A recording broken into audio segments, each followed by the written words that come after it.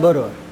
तर आता आपण काय पाहत होतो, त्या स्वर्गामध्ये काय सांगितलं होतं, इंद्राचं काय सांगितलं होतं, आपण विमान बघितलं होतं का नाही. तिथं आपण नगर वगैरे बघत होतो, बरोबर का नाही. पण पहिला जो स्वर्ग आहे सौधर्म ईशान, त्यामध्ये नगराचा व्यास सांगितला होता. किती नगराचा व्यास किती होता? 84,000 योजन. लक्षात आहे ना. कालचं फक्त थोडक्यात घेतो मग पुढे जातो, है ना.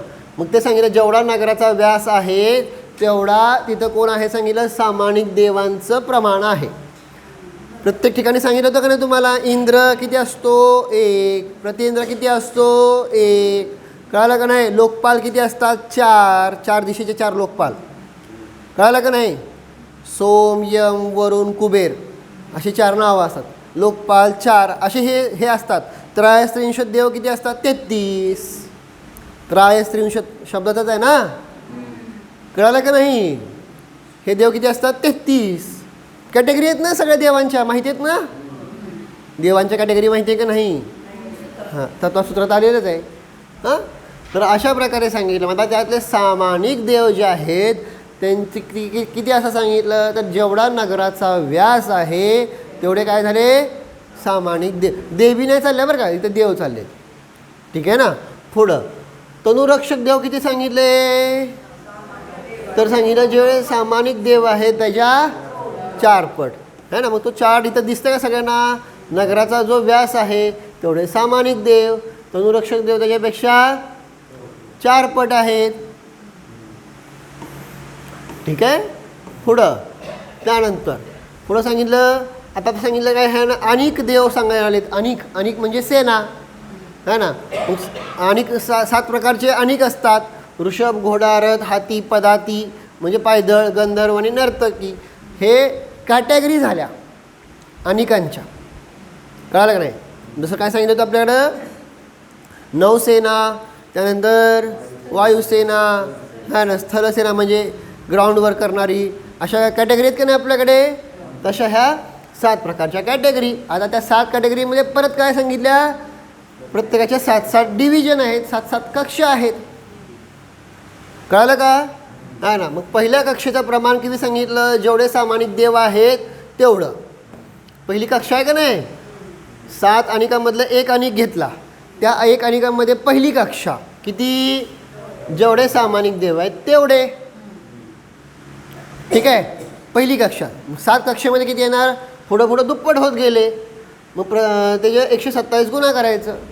पहिल्या कक्षेपेक्षा दुसऱ्या कक्षेमध्ये, दुसऱ्या कक्षेपेक्षा तिसऱ्या, ह्यामध्ये काय होत जातात, वाढत जातात ना. इथं लिहिलं आहे का नाही, आगे चरम कक्षापर्यंत दुना दुना होता गया आहे. कळलं का नाही. दुप्पट होत गेलं तर 127 होत आहे. कळतं का नाही. हां, मग अशा प्रकारे ते 127 गुणा केलं तर ही संख्या आली. ही एका अनिकाची संख्या आली. ही कशाची संख्या आली, एका अनिकाची. 7 अनिकांची अशी किती येणार संख्या, गुणिले 7 केलं तर ही काय आली, 7 अनिकांची संख्या आली. एकूण अनिक म्हणजे सैनिक देवांची संख्या. समजलं का. प्रत्येक स्वर्गातलं असं लावायचं. कळालं. आता पुढं सांगितलं काय, पारिषद देव. पारिषद म्हणजे काय सांगितलं ना, त्यांच्या सभा बांधतात. 3 प्रकारच्या सभा असतात ना. अभ्यंतर परिषदवाल्यांची ती अभ्यंतर सभा, मध्यम परिषदवाल्यांची मध्यम सभा आणि बाह्य परिषदवाल्यांची बाह्य सभा. जसं आपण बघतो का नाही, कुठल्या ह्यामध्ये काय कोर मीटिंग वेगळी चालते, त्यानंतर बॉडी मीटिंग वेगळी असते. समजतं का नाही. बॉडीवर असणारे, परत त्यानंतर जनरल सदस्य असं कॅटेगरी असते का नाही. तशा टाईपमध्ये इथं सांगितल्या ह्या 3 कॅटेगरी, अभ्यंतर परिषद, मध्यम परिषद आणि बाह्य परिषद. त्याची संख्या सांगितली. पहिल्या स्थानामध्ये किती सांगितल्या, 12,000, पुढं 14,000 आणि 16,000 आहे का नाही. हे पहिल्या स्वर्गातलं सांगितलं, 12, 14, 16. मग पुढं काय करायचं आहे, 2-2 हजार काय करायचं, कमी करत जायचं, कमी करायचं. कळतं का नाही. 2-2 हजार कमी करत गेलेले आहेत इथंपर्यंत. मग परत पुढं 500 आणि 250 केलेलं आहे. समजतं ना. हे सगळा चार्ट इथं सांगितलेलं आहे. 2003 आहेत आणि पुढं इसके आगे अर्ध प्रमाण आहे है ना. त्याच्या पुढं अर्धच आहे. पहिल्यांदा 2000 कमी केले, दिसतंय ना, इथंपर्यंत 2000 2000पर्यंत आलं, 2000 नंतर आता इथं अर्धा अर्धा सुरू झालं, 1000 500 250 शेवटी दिसते का, आहे ना. इथंपर्यंत 2000ची संख्या कमी झाली, कुठंपर्यंत लांबतो कापिष्ट, आणि कळालं का, इथंपर्यंत 2000ची संख्या कमी झाली ना. आता ह्याच्यात इथं 2000 कमी केलं तर शून्यच होईल ना, म्हणून आता 2000 नाही. आता इथून काय होणार, शुक्र महाशुक्रपासून अर्धे अर्धे सुरू करायचे. कळालं. ही सगळी काय पाहिली आपण, देवांची संख्या. समजते का, अवघड नाही इतकं पण. हां, पुढं आता काय पाहिले होते आपण, 7 अनिक बघितले होते की नाही. 7 अनिक म्हणजे 7 प्रकारच्या सेना, बरोबर का. 7 प्रकारच्या सेना कुठल्या कुठल्या सांगितल्या ते बघा इथं.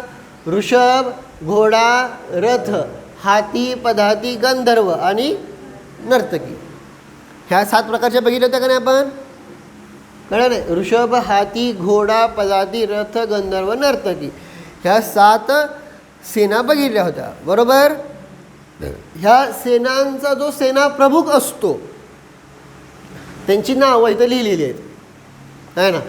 ऋषभ सेनेचा जो प्रमुख आहे दक्षिणेंद्रामध्ये, त्याचं नाव काय असतंय, दामयष्टी, आणि उत्तरेंद्रामध्ये महादामयष्टी. हे काही नावं लक्षात ठेवायची गरज नाही, फक्त जस्ट तुम्हाला आपलं एक माहीत असावं, आहे का नाही. मग ह्यातनं वेगळं अजून काय कळतं सांगतो तुम्हाला, हे फक्त बघून घ्या. तर हे सगळ्यांची काय आहेत, सेना प्रमुखांचं हे नाव आहे. जो हाती नावाची सेना आहे त्याचा प्रमुखाचं नाव काय आहे, ऐरावत दक्षिणेंद्रामध्ये. आणि उत्तरेंद्रामध्ये त्याचं नाव काय आहे, सेना प्रमुखाचं नाव पुष्पदंत. हे सगळ्यांचं सांगितलं का नाही, ही सगळी नावं सांगितली. ह्यामध्ये सांगितलं काय आहे, 6 ज्या सेना आहेत ना, ह्या 6, हे 1 2 3 काय, हे 3 आणि हे 3, ह्या 6 सेना काय सांगितलं, ह्यांचे जे आहे ते पुरुषवेदी आहेत, कळालं का. आणि जी 7वी काय आहे, नर्तकी नावाची सेना आहे का नाही, हां, ते सांगितलं काय आहे, नीलांजन आणि महासुसेना. ह्या काय आहेत, स्त्रीवेदी, म्हणजे इथं देवी, कळलं. हे बाकी सगळे काय आहेत, देव. देव समजला ना, पुरुषवेदी.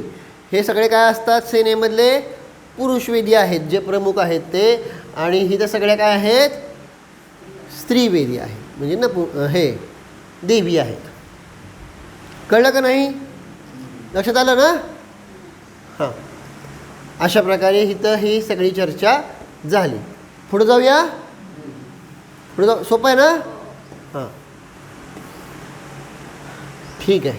आता काय सांगितलं होतं तुम्हाला, तिथं पाहिलं असाल काय, की जे इंद्राचं वगैरे काय असतं, महल वगैरे असतं नाही, है ना, त्याच्या कितीतरी लांब असतं, म्हणजे त्या नगराच्या सुद्धा बाहेर, आहे ना, काय असतं सांगितलं, गणिका महत्तरींची नगरं असतात, आहे ना.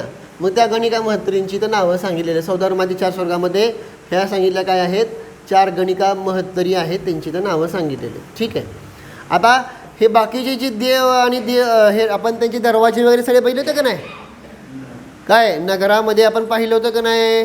पहिल्या ह्या नगरामध्ये 84,000चा, तर 84,000 योजनाचा काय आहे, नगर आहे. त्याचं 5 कोट आहेत. पहिल्या कोटामध्ये आपण पाहिलं होतं काय आहेत, गोपूरद्वार किती आहेत, 400 गोपूरद्वार होते. उंची पण किती होती, 400. समजतं का नाही, दरवाजे लक्षात येते का. हां, आता त्याच्यामध्ये हे सगळे काय आहेत, देवांची घरं, म्हणजे त्या घरांची इथं साईज सांगतात. समजलं का नाही. तर सौधर्म ऐशान ह्या स्वर्गातले जे देव आहे त्यांच्या घरांची उंची किती सांगितली, 600 योजन. लांबी किती आहे, 120, आणि रुंदी किती, 60. जेवढी लांबी आहे त्याच्या निम्म काय असते, रुंदी. कळत आहे ना, अलग लक्षात. देवांच्या घरांचं ही साईज सांगितली. अशा प्रकारे हे सौधर्म ऐशान बघितलं.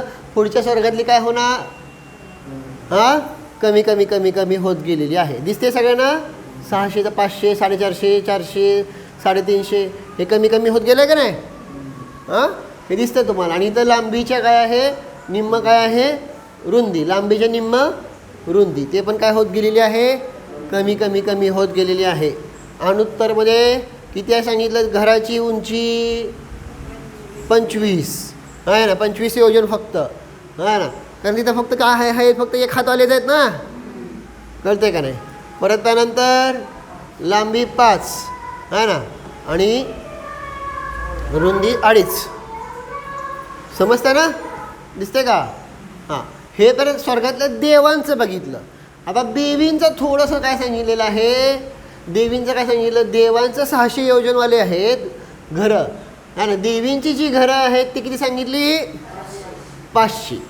कळलं का नाही. पहिल्या स्वर्गामध्ये, पहिल्या दुसऱ्या स्वर्गामध्ये देवींची घरांची उंची 500, लांबी 100, रुंदी 50.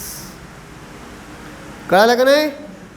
हां, फक्त ज्या वल्लभ आहेत त्यांच्या घरांची उंची किती सांगितली, 520. ते मागं पण सांगितलं होतं तुम्हाला, 20 योजन फक्त काय असतात जास्त एक्स्ट्रा. 500 सगळ्यांचे आहेत, सगळ्यांची जे महाल आहेत त्यांचे काय, फक्त ज्या वल्लभ आहेत त्यांची किती 520 हाईट. आलं लक्षात.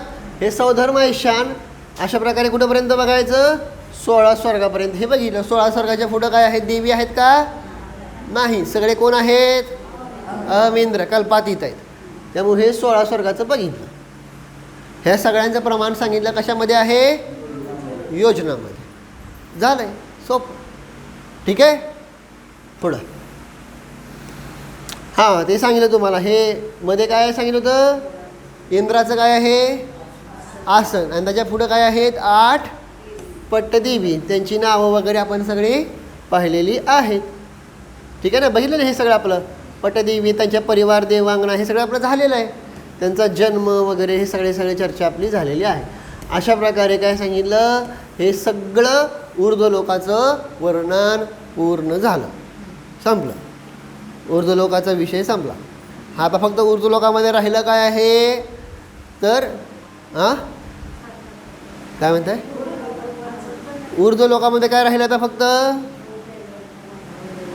झालं की त्याचं वर्णन पण झालं. 9 ग्रह, 9 अनुदेश, 5 अनुत्तर सगळं ह्यामध्ये आलेलं आहे. काय काय वर आपण वर्णन पाहिलेलं आहे. आता राहिलं फक्त काय, सिद्धशिला. सिद्ध राहिले की असं काय करावं लागलं आहे, हा ना. संपवायचं घ्यायचं ना सिद्धांचं. हां, काय अजून आहेत 5 मिनटं, थोडं 5 मिनटात होऊन जातात सिद्धांचं, काय सुद्धा नाही आहे ना. बाकी सिद्धशिलेचा तुम्ही व्हिडिओ बघून घ्या. फक्त आता सिद्धांबद्दलची माहिती सांगितलं काय आहे, स्वर्ग आणि मोक्षाची प्राप्ती कोणाला होते हे सांगितलं. जे नाना प्रकारच्या तत्परत्नाने विभूषित आहेत, ज्ञानाने पवित्र आहेत, शीलरूपी वस्त्राच्या संयोगाने सौम्य राहतात, तेच जीव सुरलक्ष्मी आणि मोक्षलक्ष्मीला वश करतात, असं तिथं सांगितलेलं आहे ना.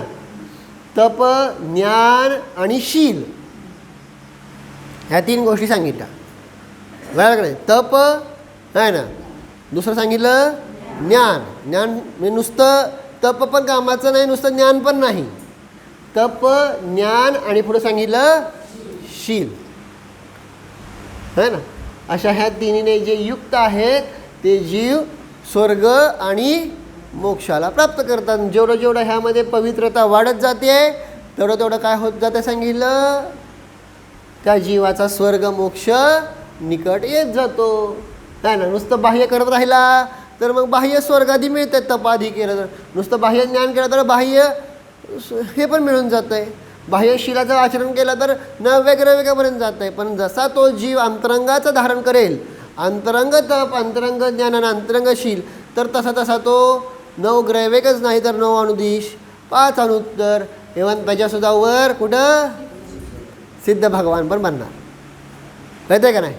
काम कुठं करणार, अंतरंग ज्ञान, अंतरंग तप, अंतरंग शीलावर काय करेल तो फोकस करेल. चला पुढं सांगितलं आता काय, जेव्हा एक शास्त्र किंवा सर्व शास्त्राला चांगला जाणणारा मनुष्य तीव्र संतोषाला प्राप्त होतो तर सगळे अर्थ आणि तत्वाला जाणणारे सिद्ध भगवान सुखी असणार नाहीत का, असा प्रश्न विचारला आहे. कळलं का नाही. कारण प्रश्न येतो ना की सिद्ध भगवान अनंत काळ काय राहत आहे, तिथंच राहत आहेत, कंटाळा येत नाही का, ते सुखी आहेत का तिथं. तर मग त्यांनी सांगितलं, प्रश्न येईल तुम्हाला की सिद्ध भगवान सुखी कसे राहू शकतात. जर तुम्ही एक शास्त्र जाणलं किंवा सगळे शास्त्र जाणले तो तुम्हाला काय येतोय, आनंद येतोय का नाही.